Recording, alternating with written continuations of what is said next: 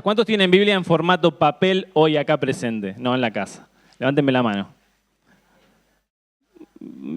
Bien, pensé que iba a ser un poquito más, pero no, bien. ¿Y cuántos traen la Biblia en sus aplicaciones? Perfecto. Vamos a leer bastante. Así que, ¿les gusta leer la palabra? Bueno, prepárense porque vamos a leer unos cuantos versículos bastante interconectados entre ellos y que van a ser al pensamiento final, ¿sí? Allá por el año 2016, con Flor nos íbamos a casar y, bueno, todo lo que conlleva un casamiento, ¿no? Teníamos que buscar el catering, el salón, hacer las invitaciones, la decoración. Nos cancelan el salón una semana antes de casarnos, que saben que eso es complejo poder conseguir a una semana un nuevo salón. Entonces es un movimiento bastante importante, ¿no? Y en todo ese movimiento, en esas averiguaciones que uno va haciendo para el casamiento y las preparaciones, nos teníamos que elegir la ropa. Yo me acerco a una casa de ropa, de gala, acá de Morón, y me atiende un sastre. No, era un sastre, no un desastre. Y me atiende un sastre y me dice, bueno, ¿qué elegí? ¿Cuál querés? Bueno, yo elijo el traje que me gustaba para la ocasión. Él me lo coloca, me toma ciertas medidas y en ese momento pronuncia una palabra que yo en mi vida había escuchado. Y él me dice, ¿querés que te lo haga slim fit? ¿Qué? Le dije yo. Bueno, obviamente me tuvo que explicar porque yo desconocía completamente el significado de esa palabra. Slim fit significaría ajuste entallado o ajuste delgado en realidad, lo que nosotros conocemos como algo entallado, ¿no? Que obviamente como la moda es muy ajena a mí, me puse a leer un poquitito. Allá a principios de los 90, durante toda la década de los 90, al principio de los 2000, siempre la ropa que se utilizó fue holgada, recta, un corte tradicional, lo que podríamos decir. Pero a mediados de los 2000, como que ganó una tendencia, estas últimas décadas, lo que es la ropa entallada o slim fit, ¿no? Vamos a decir entallada porque slim fit no me suena para nada, pero entallada.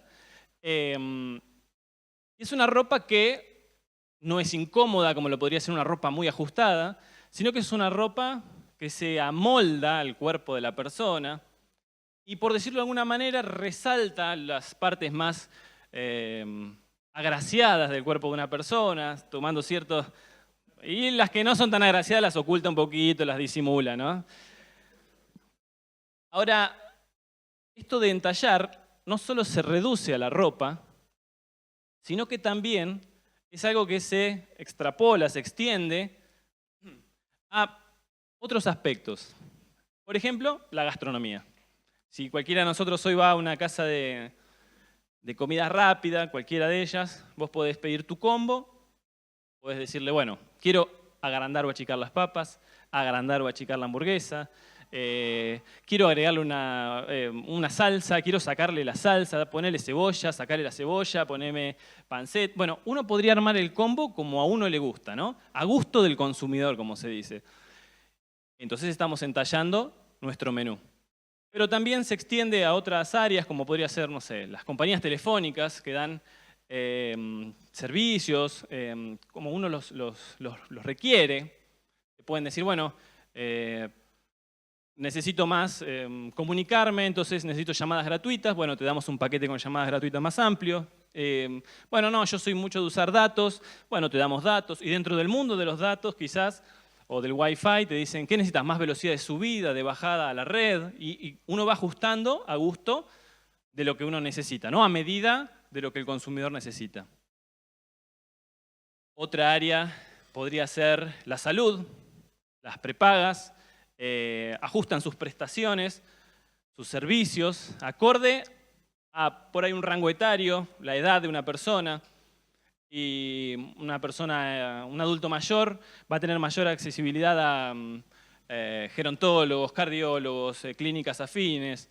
Un niño va a tener mayores prestaciones por el ámbito, o por el lado, mejor dicho, de la pediatría, ¿no?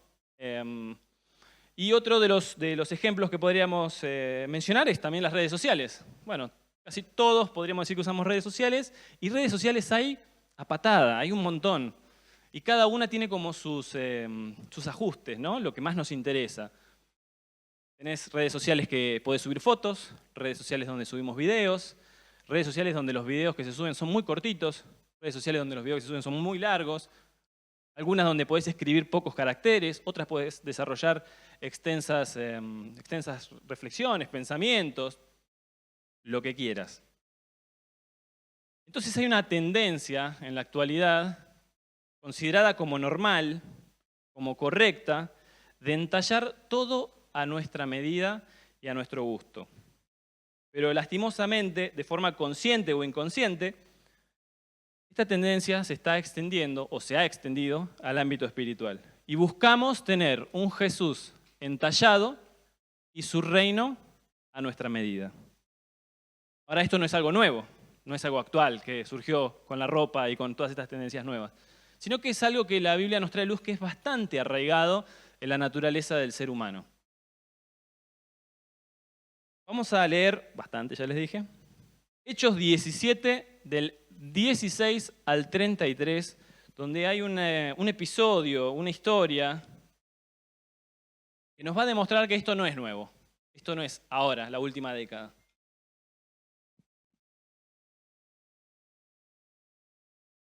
Hechos 17, del versículo 16 al 33. Yo voy a leer varias versiones. Perdón, Valentina, te voy a pasear por todos lados. Hoy es la prueba de fuego. ¿Leemos? Bien. Dice, mientras tanto Pablo los esperaba en Atenas. Pablo venía predicando el evangelio en muchos lugares, lo venían corriendo, lo tenían que llevar de un lugar al otro porque lo venían persiguiendo y termina en Atenas, ¿no? Entonces, Pablo dice, mientras Pablo los esperaba en Atenas, su espíritu se enardeció al ver que la ciudad estaba entregada a la idolatría. Por eso, en la sinagoga, discutía con los judíos y con hombres piadosos y también con todos los que a diario acudían a la plaza. Algunos filósofos de los epicúreos y de los estoicos discutían con él. Unos preguntaban, ¿de qué habla este parlanchín? Y otros decían, es alguien que habla de dioses extranjeros. Y es que les hablaba del evangelio de Jesús y de la resurrección. Entonces lo tomaron, lo llevaron al Areópago. Esperen que se me corrió el celular. Ahí está. Lo tomaron, lo llevaron al Areópago y le dijeron, ¿nos puedes explicar qué es estas nuevas enseñanzas de las que hablas? Porque esto suena extraño en nuestros oídos. Nos gustaría saber qué significa todo esto. Y es que a todos los atenienses y extranjeros que allí vivían, no les interesaba nada que no fuera decir o escuchar cosas novedosas. Pablo se puso entonces en medio del Areópago y dijo, varones atenienses, he observado que ustedes son muy religiosos, porque al pasar y observar sus santuarios, hallé un altar con esta inscripción, al Dios no conocido. Pues al Dios que ustedes adoran sin conocerlo, es el Dios que yo les anuncio, el Dios que hizo el mundo y todo lo que en él hay. Es el Señor del cielo y de la tierra. No vive en templos hechos por manos humanas, ni necesita que nadie le sirva, porque a Él no le hace falta nada, pues Él es quien da vida y aliento a todos y a todo. De un solo hombre hizo a todo el género humano para que habiten sobre la faz de la tierra, y les ha prefijado sus tiempos precisos y sus límites para vivir, a fin de que busquen a Dios y puedan encontrarlo, aunque sea a tientas. Pero lo cierto es que Él no está lejos de cada uno de nosotros, porque en Él vivimos y nos movemos y somos. Ya algunos poetas entre ustedes lo han dicho, porque somos linaje suyo. Puesto que somos linaje de Dios, no podemos pensar que la divinidad se asemeje al oro o a la plata o a la piedra o a la escultura artística, ni que proceda de la imaginación humana. Dios, que ha pasado por alto esos tiempos de ignorancia, ahora quiere que todos en todas partes se arrepientan, porque Él ha establecido un día que por medio de aquel varón que escogió y que resucitó de los muertos, juzgará al mundo con justicia.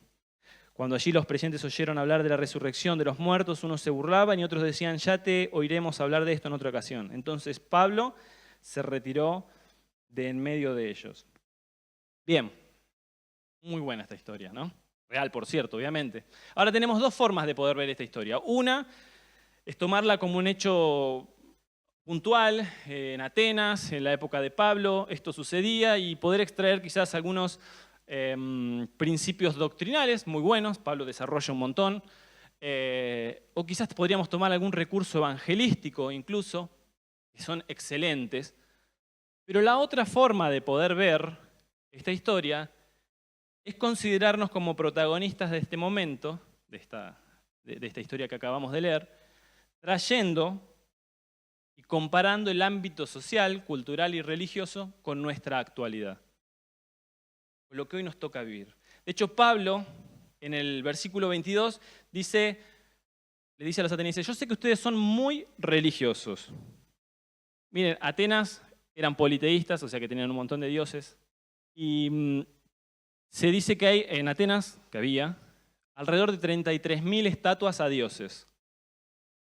Y un historiador dice que una frase que se había instalado en ese momento era: en Atenas es más fácil chocarte contra una estatua que contra una persona real. O sea, imagínense la cantidad de dioses que había, ¿no? Y él reconoce diciendo: ustedes son personas muy religiosas. Y hay quienes lo piensan como que él lo dijo de una manera negativa, peyorativa, burlona, como diciendo: ustedes le adoran a todo lo que se cruza. Pero hay otros, que yo me inclino más por esta teoría, porque digo, si quiero hablarle a alguien, no voy a empezar con los botines de punta, como podríamos decir. Hay una manera que es como positiva de verlo, como que él a través de esto halaga a los atenienses diciéndole: ustedes son personas muy religiosas, son muy devotos, son muy piadosos, son dedicados a lo que creen. Y hermanos, nuestra vida como seguidores de Cristo pueden ser muy devotas, muy piadosas, muy dedicadas, y no faltar a ninguna reunión, venir a todos los discipulados, anotarme en todas las actividades de la iglesia, los seminarios, adorar con las manos levantadas. Pero la cuestión no radica en el presentismo y en la actividad. Porque es probable que Pablo incluso los haya halagado con eso que les dijo, sino que la cuestión radica en un hecho trascendental de que en tu vida o en la mía haya un altar con la inscripción que diga: al Dios no conocido. Y les digo que cuando escribía esta parte del boceto, no les miento, se me ponía la piel de gallina. Hagamos una analogía. ¿Qué inscripción tiene ese altar en tu vida? Es una analogía, no hay un altar literalmente, ¿no? Pero si pudiésemos poner a Dios en un altar en nuestras vidas, ¿qué inscripción dice abajo? ¿Dice al Dios no conocido? Porque en el versículo 23 Pablo dice: yo les hablo de ese que ustedes adoran sin conocerlo. O sea, la acción de la adoración estaba. Jehová era uno de los dioses que adoraban, pero sin conocerlo. Y tener al único Dios como no conocido es no tener absolutamente nada. El versículo 21 dice: porque todos los atenienses y los extranjeros residentes allí en ninguna otra cosa se interesaban sino en decir o en oír algo nuevo. En la sociedad que estaba Pablo en ese momento era una sociedad completamente llena de influencias filosóficas. De Grecia salen los mejores filósofos, los más reconocidos a lo largo de la historia de la humanidad por miles de años. Muchos de los que hemos escuchado en la secundaria, leído, visto en películas, salen de Grecia, de Atenas. Y el Areópago, donde él disertaba, era un lugar donde disertaban las grandes ideas. No entraba cualquiera a hablar. Entonces él estaba bien metido en una sociedad ideológica muy desarrollada. No era fácil debatir ahí, ¿verdad? Estamos hablando de que por ahí, no sé quiénes eran los contemporáneos, no los pude encontrar mucho, pero había filósofos de renombre en ese lugar. Los sofistas. Ahora, trayéndolo a la actualidad, nosotros recibimos sutilmente enseñanzas, doctrinas muy atractivas, nuevas, a diario en nuestras vidas, en nuestros entornos. No hace falta irse al Areópago, hoy lo tenemos en todos los días de salir a trabajar, de salir a estudiar, de movernos en el barrio. Tenemos doctrinas como el feminismo, la crianza respetuosa, la igualdad de género, ideas que tienen un envoltorio muy bueno, tienen una pantalla muy aceptable, pero que dentro traen principios que son completamente contrarios a los del Señor. Estamos todos de acuerdo, como hijos de Dios, que la violencia contra la mujer es incorrecta. Estamos en desacuerdo completamente contra la violencia, de la violencia contra la mujer. E incluso la Biblia nos dice que debemos tratarla como vaso frágil. Ahora, cuando eso detrás trae desdibujar los roles del hombre y de la mujer en la familia, ya no podemos estar de acuerdo. Entonces tenemos un hermoso paquete, pero el contenido no es el que el Señor quiere. Estamos de acuerdo con criar a nuestros hijos con respeto, sin violencia, sin malas palabras, trayendo en ellos conciencia de lo que está bien y de lo que está mal. Pero cuando la autoridad se desdibuja en una casa, en un hogar, eso no es lo que estableció Dios. Pensamos en favor de la igualdad de los derechos. En el ámbito laboral está perfecto que un hombre y una mujer cumplen los mismos roles y ganen lo mismo, y lo apoyamos. Pero cuando ya empezamos a ver que dentro de esas doctrinas entra la autopercepción del género y demás, ya no podemos estar de acuerdo. Oseas 4:6, vamos a leer.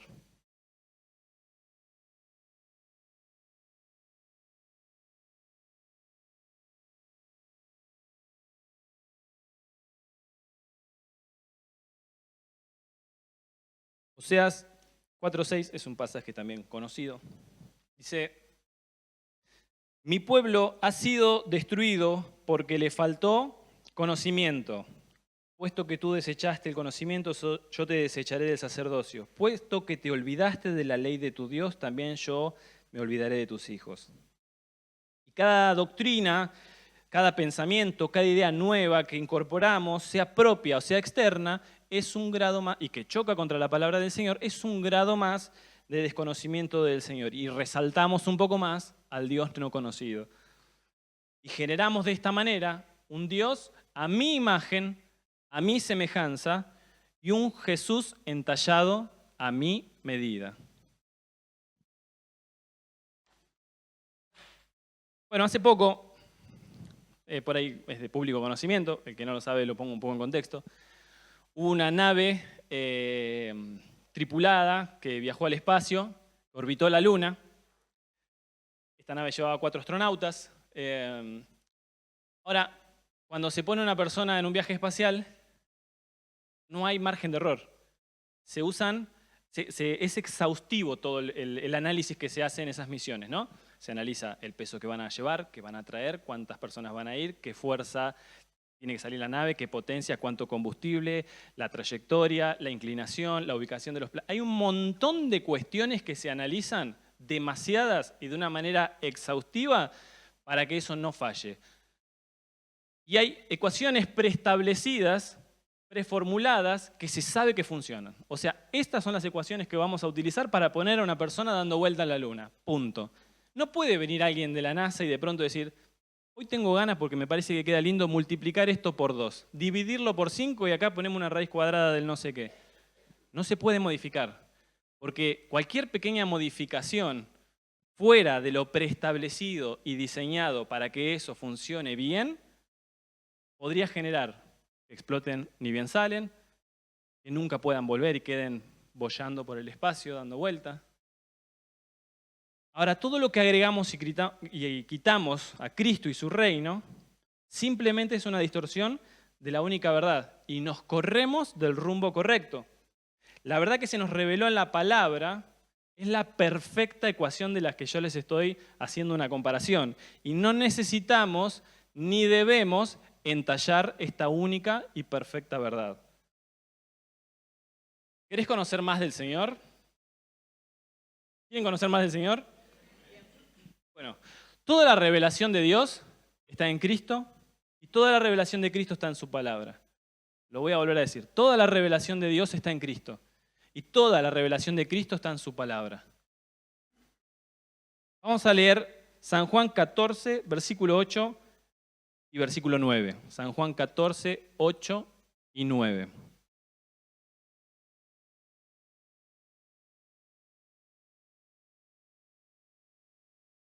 Dice, Felipe le dijo, Señor, muéstranos al Padre, con eso nos basta. Jesús le dijo, hace tanto tiempo que estoy con ustedes y tú, Felipe, no me has conocido. El que me ha visto a mí, ha visto al Padre. ¿Cómo entonces dice, muéstranos al Padre? Toda la revelación de Dios está en Cristo. Si necesitamos ver al Padre, necesitamos ver a Cristo. San Juan 5:39 cierra esta idea. San Juan 5:39. Jesús dijo, ustedes escudriñan las Escrituras porque les parece que en ellas tienen la vida eterna. Y son ellas las que dan testimonio de mí. Toda la revelación de Dios está en Cristo. Toda la revelación de Cristo, ¿dónde está? En las Escrituras, en su palabra. Nada por fuera de su palabra nos debe cambiar lo que Dios diseñó y preestableció para nuestras vidas. La Biblia contiene la mayor revelación de la historia de la humanidad. La Biblia no es simplemente un conjunto de principios buenos, de buena moral, de historias lindas, atractivas. La Biblia tiene la testificación, es testigo, nos muestra la única verdad que es Cristo. Si quiero conocer a Cristo, debo leer su palabra.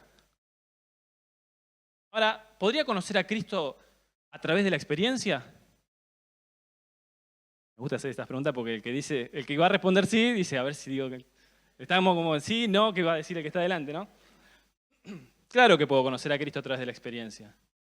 Pero el conocimiento de Cristo a través de la experiencia tiene que ser coincidente con la palabra, porque si no hay una desaveniencia, hay una discusión entre lo que yo conozco de Cristo y lo que se me ha revelado en su palabra.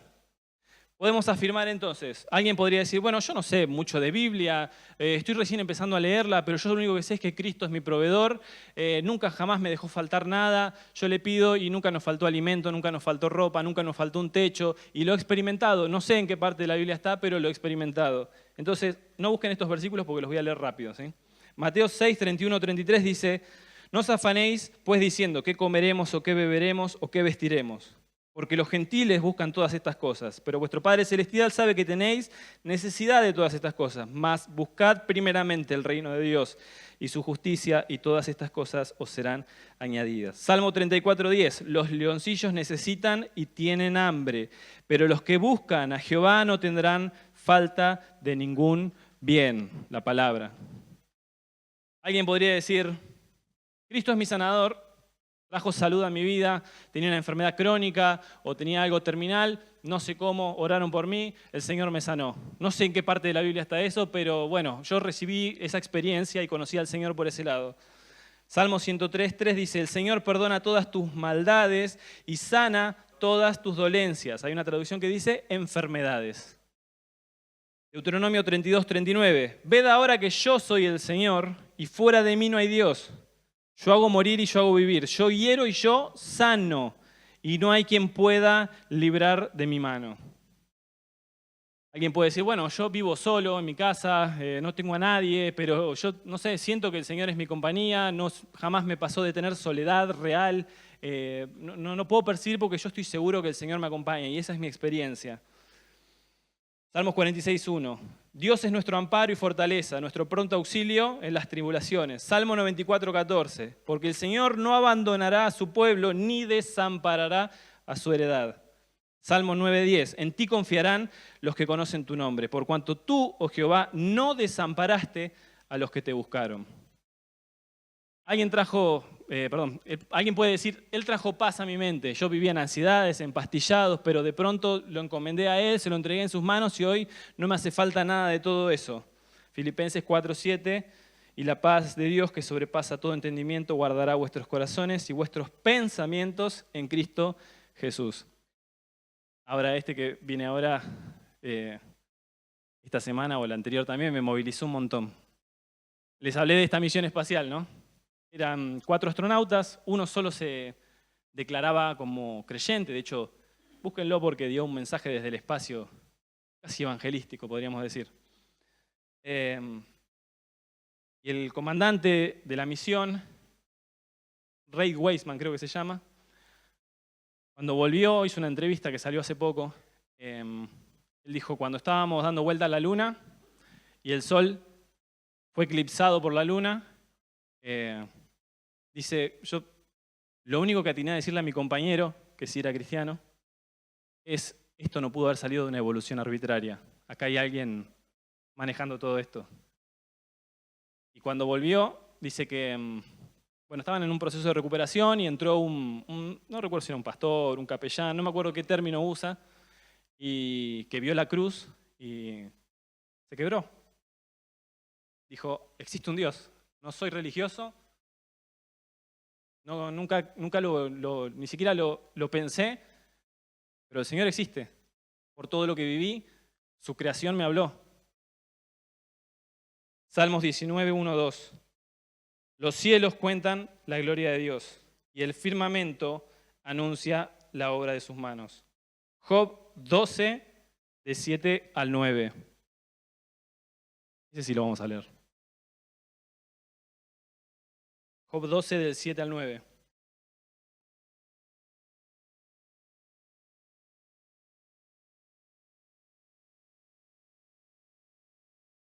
Observa a los animales y aprende de ellos.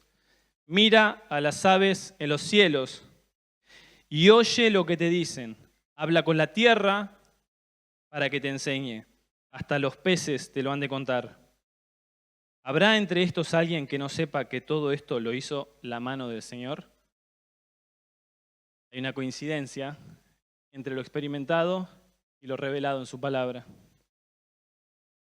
No hay una desaveniencia, no hay una discusión. Yo recuerdo una vez, entré como en un debate un poco intrincado, no sé si debía haberme metido ahí, pero bueno, estaba hablando con una compañera y ella me decía, mira, hay un montón de formas de llegar a Dios, de acceder a Él, y bueno, yo le decía que no. Terminó todo bien el debate, pero ella se mantuvo firme en que había muchos caminos para llegar a Dios. Más tarde se iba a estar entregando por completo a la astrología y al Reiki, pero no hay varios caminos, no hay relativismo. Hay una única verdad y un único camino que es Cristo. Gálatas 1, del 6 al 10. Bueno, el apóstol Pablo va observando algunas distorsiones que hay en el Evangelio, en la iglesia de Galacia, y de ahí viene lo que vamos a leer, Gálatas 1, del 6 al 10.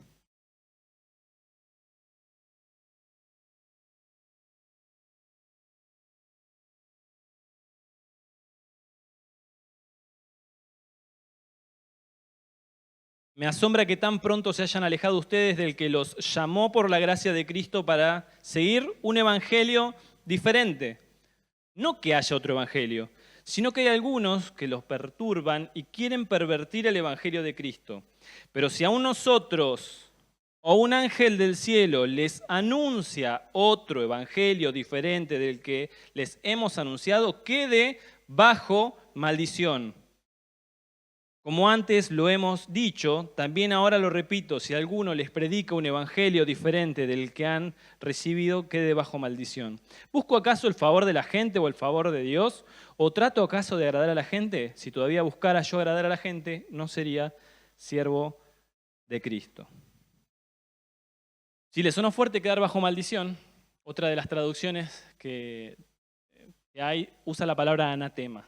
Y anatema, o sea, dice si alguien predica un evangelio diferente, sea anatema. Y en el original, la palabra anatema es ser reprobado por infidelidad a Dios. Más fuerte todavía. O sea que no importa de la boca de quien venga, si la persona de más alta jerarquía, de alguien reconocido, o si el mismo ser espiritual desciende hoy acá y te dice el evangelio no es así, lo vamos a entallar o le vamos a agregar ciertas cuestiones a esta ecuación perfecta, sea anatema, quede bajo maldición, porque evangelio hay uno solo. Es de suma importancia tener y transmitir a Cristo de una manera fidedigna y fiel a las Escrituras. ¿Estamos aditivando el evangelio? ¿Le colocamos aditivos al evangelio? Sí, me dice David, con seguridad. Pensé que no me iba a decir nada. ¿Alguien hizo mermelada casera alguna vez? ¿Cuántos cocinan acá? A ver, ¿cuántos cocinan bien? No, tirar milanesa al horno. Vuelvo a hacer la pregunta, no sé si se escuchó. ¿Cuántos cocinan acá? Son 4. Bueno, ahora, ¿cuántos cocinan producido, no? Flor, estoy predicando, no me hagas pecar. ¿Quién hizo mermelada alguna vez casera? En pocos pasos. ¿Cómo es una mermelada casera? Lavar la fruta, cortarla, ponerla a fuego muy mínimo con azúcar o algún endulzante más saludable.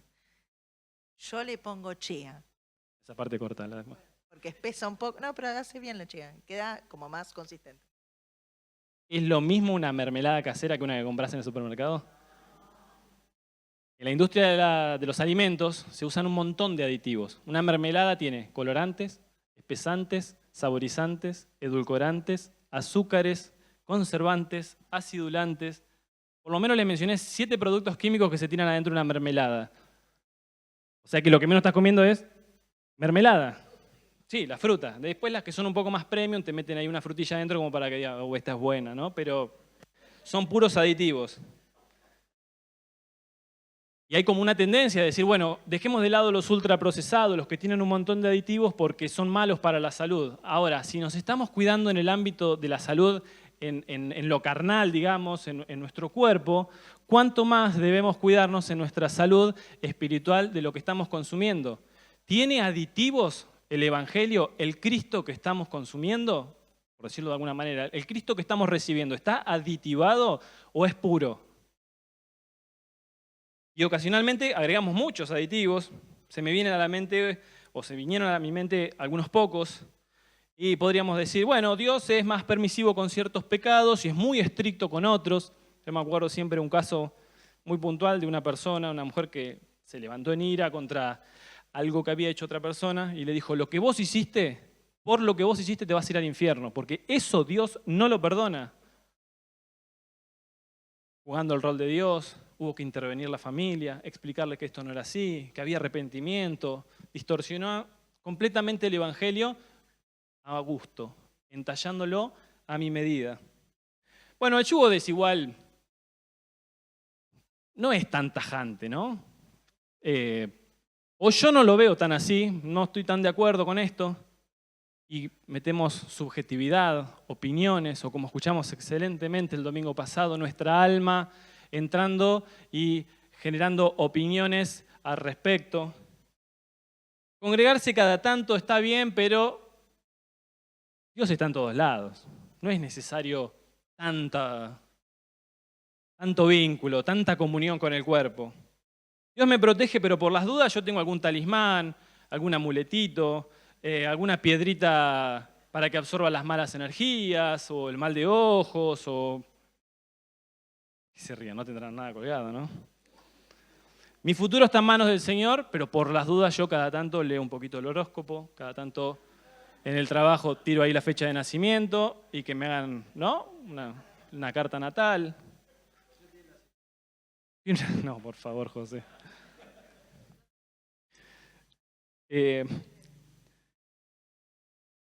Cada una de estas afirmaciones puede ser tranquilamente refutada con la palabra, ¿verdad? Y adecuamos nuevamente el Evangelio a nuestra medida. Necesitamos conocer más del Cristo que recibimos. Ahora te cambio la óptica, te lo pongo en otra perspectiva. ¿Qué Cristo estás transmitiendo? ¿Qué Cristo estás transmitiendo en tu casa, a tu esposa, a tu esposo, a tus hijos, a tu familia, a tus hermanos? ¿Qué Cristo estamos transmitiendo a nuestros jóvenes, a nuestros adolescentes, a los niños, a los hombres, a las mujeres? ¿Qué Cristo estamos transmitiendo? Miren, hay 2 compendios que tiene el judaísmo, no soy experto en esto, pero una generalidad. Uno es el Talmud y el otro es la Midrash, o el Midrash, no sé si... No, la Midrash. Y los 2 son compendios que complementan el pensamiento judío, ¿no? Ellos tienen la ley, pero estos 2 vienen a complementarlos. Y el Talmud es el cómo de la ley, el cómo debe ser aplicado. Entonces la ley ya estaba preestablecida por Dios, ya había sido dada a Moisés. Pero los fariseos, los intérpretes, agregaron interpretaciones acerca del cómo llevarlas a cabo en la vida diaria. Por ejemplo, no trabajarás el sábado. Y ellos decían, bueno, desde el desarrollo legal, cuántos pasos podían hacer, qué tipos de nudos podían atar, aditivos, entallando la ley que ya estaba preestablecida. El comentarista bíblico Matthew Henry dice, los fariseos no solo insistían en los detalles más minuciosos de la ley, sino que imponían bajo las penas más severas sus propias tradiciones y normas que se inventaban. Y Jesús en un momento estaba bastante en desacuerdo con el accionar de los fariseos, y ustedes se acuerdan seguro de ese momento cuando él dice, ustedes ponen cargas pesadas en la gente que no pueden llevar, eso está en Mateo 23:4, y él se refería al Talmud, se refería a la ley entallada. Miren si es antiguo esto de poder amoldar a Cristo, bueno, en ese caso era la ley, pero también, ¿no? Figura de Cristo, todo a nuestra medida. Si no predicamos o enseñamos como el Señor quiere, lo que Él quiere, entonces somos fariseos modernos, enseñando como doctrina pensamientos humanos. Y quiero decirles que es de público conocimiento que Jesús no se lleva muy bien con los fariseos, los escribas y muchos de esos intérpretes de la ley. Hechos 17:29.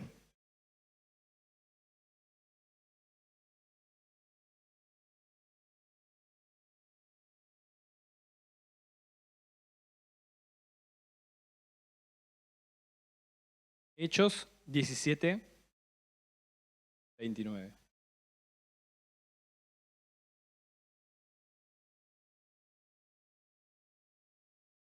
Siendo pues linaje de Dios, no debemos pensar que la naturaleza divina sea semejante a oro, plata o piedra, esculpidos por el arte y el pensamiento humano. Es decir, que Pablo en ese momento lo que está haciendo es confrontando el pensamiento idólatra que tenían los atenienses y les presenta la naturaleza divina de Dios a la medida de nadie, a la propia medida de Dios. Nada de esculpirlo a pensamientos humanos. Y existen tendencias y pensamientos humanos que no cambian con el tiempo. La palabra no menciona de manera arbitraria que había dos escuelas filosóficas muy importantes en ese momento, las menciona, que son los estoicos y los epicúreos. Dos escuelas rivales en sus pensamientos, pero que tenían algo en común. Tenían un concepto que los fusionaba, esas dos escuelas, que se llama la ataraxia. ¿Qué es la ataraxia? Bueno, la ataraxia era el principio de poder estar bien, de tener una vida agradable, de ser placentera, sin molestar al otro, sin afectar al resto, pero tener una vida tranquila. Y la búsqueda de una vida sin problemas es inherente al ser humano. Todos queremos vivir sin sufrir nada, ¿verdad? Si yo les digo, ¿quién tiene ganas de sufrir? Nadie. No, pero en el mundo tendréis aflicciones, sí, ya sabemos. Pero si te doy a elegir, ¿cuál elegís? En esa búsqueda de la felicidad, los atenienses y nosotros en la actualidad dedicaban tiempo a escuchar muchas ideas nuevas que los ayudara a alcanzar el bienestar. Entonces, si nosotros no nos encontramos empapados en la palabra, bajo este principio del bienestar, de la ataraxia, de pasarla lo mejor posible, corremos el riesgo de involucrarnos con estas nuevas ideas, nuestros propios pensamientos, y así seguimos entallando el reino de Dios. Los atajos y el simplismo son muy atractivos, pero la cruz es repulsiva. Los atajos y el simplismo, lo fácil, es muy atractivo, pero a nuestra naturaleza la cruz es repulsiva. Hace poco, antes de que arranquen las clases, bueno, yo soy docente, ¿no? Entré a uno de los colegios, todavía no habíamos arrancado, no había chicos en el colegio. Y el colegio tiene planta baja y 2 pisos más, 3 pisos más tiene. Bueno, yo tenía que ir a la sala de profe que estaba arriba de todo y empecé a subir por la escalera. Empiezo a sentir una baranda, saumerio. Todos los pisos, cuando empezó a dar vuelta, tenían 1 o 2 saumerios puestos en todo el colegio. Imagínense lo que era esa nube. No sé quién lo puso, pero sí sé cuál fue la intención, ¿verdad? Era poder tener un ambiente de trabajo tranquilo, que ese año pueda hacer un ciclo lectivo bastante agradable, llevadero. Ahora, simplismo, algo fácil. Eso es muy atractivo. Es fácil prender un par de saumerios, meterlos ahí y después dejarlo librado al azar.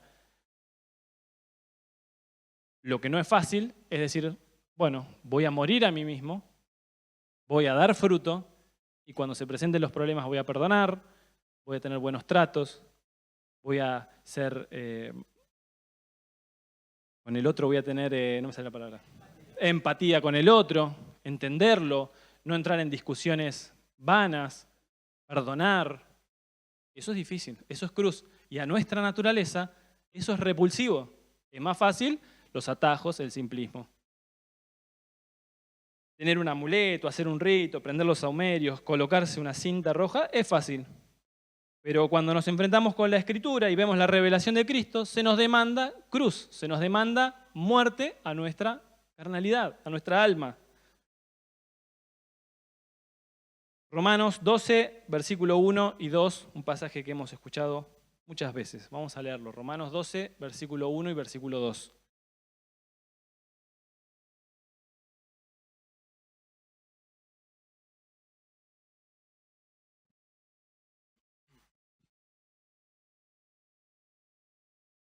Así que, hermanos, os ruego por la misericordia de Dios que presentéis vuestros cuerpos en sacrificio vivo, santo y agradable, que es vuestro culto racional. No os conforméis a este siglo, sino transformaos por medio de la renovación de vuestro entendimiento para que comprobéis cuál es la buena voluntad de Dios, agradable y perfecta.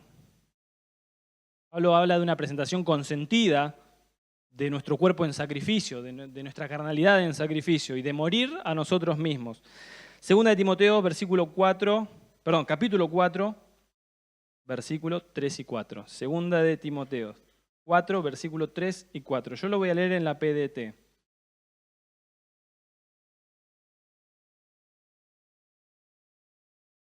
Porque llegarán tiempos en que la gente no querrá escuchar la verdadera enseñanza que conduce a una vida recta y solo buscarán rodearse de maestros que los complazcan diciendo lo que quieren escuchar. Entallamiento. La gente dejará de escuchar la verdad y comenzará a dejarse guiar por historias falsas. Y hermanos, los ámbitos cristianos no son la excepción. Lastimosamente no son la excepción. Podemos escuchar riles que hoy es doloroso que casi los estamos aceptando como si fueran dogmas, axiomas. Escuchamos un reel de alguien que dijo algo interesante, una idea novedosa, y ya, listo, lo tomamos, ¿no? O escuchamos cientos de cosas que podemos escuchar a diario, y el mundo cristiano no es la excepción a eso. Se me venían por lo menos dos a la mente. Repito, hay muchas cosas que podemos entallar, ¿no? Pero una de las que se me venía a la mente es la oración. Y actualmente hay como una inclinación a creer que Dios es el genio de la lámpara, froto la lámpara, sale el genio, pido los 3 deseos, estamos todos bien, ataraxia, todos felices, listo. Pero Dios no está a nuestro servicio, Él es nuestro Señor, no es nuestro siervo. Y Él actúa conforme a su voluntad. Está en nosotros aceptar y solicitar su voluntad, que es buena, agradable y perfecta. Escuché oraciones dándole órdenes a Dios. Una oración petulante, soberbia, diciendo que yo declaro, yo decreto, yo determino, yo desato. A Dios no se le ordena. A Dios se le implora, se le ruega, se le pide. No se le da órdenes. Y hay una nueva generación levantándose que piensa que las bendiciones uno las tiene que arrebatar. Entonces como que el más violento arrebata la bendición, ¿no? El que da más órdenes arrebata esa bendición. Y esto es acomodar a Dios a mis deseos, a lo que yo quiero, a mi voluntad. Primera de Timoteo 2:1.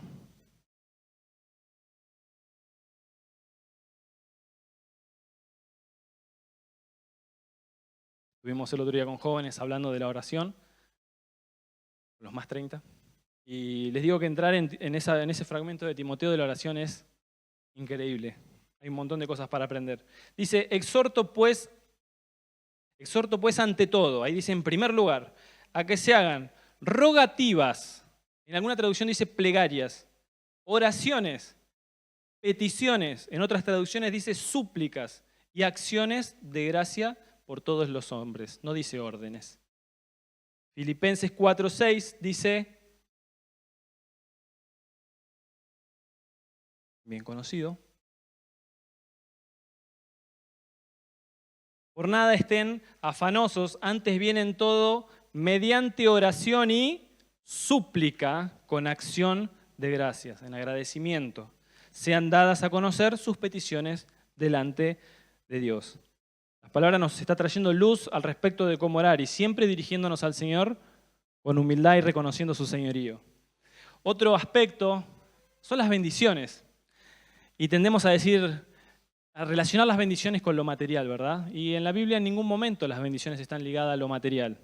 Y decimos, qué bendición me compré la casa, qué bendición me compré el auto, qué bendición me compré el celular, la ropa, esto, lo otro. Y a ver, no me malinterprete. Está buenísimo, nos ponemos contentos cuando podemos adquirir algo que nos gusta, lindo, está perfecto. Pero el gran problema radica en que cuando unimos la palabra bendición al materialismo, entonces me pregunto, ¿qué pasa si yo no puedo comprarme la casa? ¿Qué pasa si yo no puedo cambiar el auto? ¿Qué pasa si llego justo a fin de mes? ¿Estoy maldecido?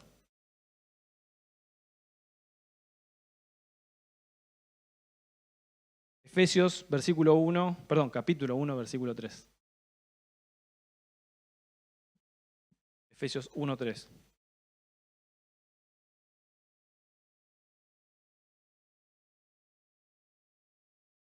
Bendito sea el Dios y Padre de nuestro Señor Jesucristo, que nos bendijo con toda bendición espiritual en los lugares celestiales en Cristo. Entonces, si hemos creído en la obra redentora de Jesús en la cruz, su sangre ya nos lavó, nos limpió, olvidó, perdonó todos los pecados y hoy somos declarados justos delante de la presencia de Dios. Y hoy tenemos bienestar, tenemos un bienestar espiritual, salvación, porque Cristo ya pagó la deuda. Amén.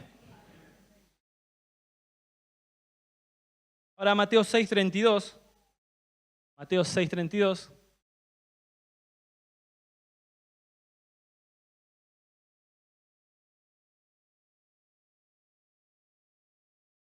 Porque los gentiles buscan ansiosamente todas estas cosas. El Padre Celestial sabe que ustedes tienen necesidad de todas estas cosas. Sabe que ustedes necesitan, dice acá, todas estas cosas. Entonces, ¿qué son las cosas materiales? Necesidades, y Dios ya las conoce, y está bien que las pongamos en oración y demás, pero no las liguemos con bendiciones, porque seguimos entallando el reino de Dios a nuestra medida. Quiero ir diciéndoles lo último, ya casi concluir. Quiero darles una pauta de alarma. Me gusta esa palabra que la suele usar mucho Flor. Se usa mucho en el ámbito médico. Perdón, me voy a meter en algo que no es mío, pero más o menos lo voy a explicar. La pauta de alarma es, bueno, ante ciertas manifestaciones, ciertos síntomas, vos tenés que rajar, correr, a que te vea un profesional y que esté bien equipado. En lo posible tenés que ir a una clínica, a un hospital, para que cuenten con los recursos para poder tratar eso, ¿no? Entonces, déjenme darles una pauta de alarma de este entallamiento, de esta adecuación que podemos llegar a tener. Si al escuchar la palabra, o cuando la lees, cuando la escuchás, de la manera en la que sea que recibís la palabra, ¿esto no te está confrontando? ¿Esto no te está generando cierta incomodidad? ¿No lo sentís personal? Y no me refiero personal a que voy a hablar de tal persona, sino que decís, esto afecta a mi persona, lo que están diciendo es quizás una generalidad, pero me está afectando a mí. Si eso no llega de esa manera, si no genera esa incomodidad en el asiento, y ese deseo de cambio, sino que todo lo que escucho es agradable, es condescendiente con lo que pienso, con lo que creo que estoy viviendo, con mi forma de ver la realidad, de ver el Evangelio, entonces es muy probable que tengas un Evangelio slim fit, entallado.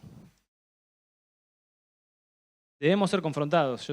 Hay un pasaje que todos lo conocemos y es ese momento donde Jesús habla y dice que Él era el pan de vida, a todos no les gustó, los que estaban ahí, los mismos discípulos estaban como inquietos y dicen, dura es esta declaración, ¿quién puede oírla? Y Jesús se da vuelta y le dice, ¿ustedes también quieren irse? Son confrontados con la palabra, ¿no? Y ahí está la afirmación de Pedro que todos hemos escuchado, Señor, solo tú tienes palabras de vida, ¿dónde vamos a ir? Pero necesitamos ser confrontados por la palabra. Si no nos está confrontando, esto es una pauta de alarma. Y viene de un análisis profundo, interno, de decir, ¿me siento, la siento personalizada esa palabra en mi vida? Pero hay un tratamiento. No voy a dar solamente la enfermedad. Vamos a ir a Hechos 17, versículo de 10 al 11. Versículos antes tenemos este tratamiento, que es la iglesia de Berea, lugar donde estuvo Pablo antes de ir a Atenas, antes de este episodio que leímos. Hechos 17, versículo 10 al 11. Esa misma noche, los hermanos enviaron a Pablo y Silas hasta Berea. Y cuando estos llegaron allá, entraron en la sinagoga de los judíos. Estos eran más nobles, algunas traducciones dicen eran más receptivos, que los de Tesalónica, pues recibieron la palabra con mucha atención. Y todos los días examinaban las Escrituras. Todos los días examinaban las Escrituras. ¿Para qué? Para ver si era cierto lo que se les anunciaba. Era Pablo el que les estaba hablando. Pero esta gente de Berea todos los días iba a las Escrituras y decía, ¿qué me está diciendo Pablo? ¿Está en la palabra? Lo que él me está transmitiendo. ¿Fue revelado? Iglesia, nos es vital, con todo el significado de la palabra vital, en lo espiritual, en lo carnal, en todos los aspectos de nuestra vida, es vital leer su palabra, leer la revelación de nuestro Señor.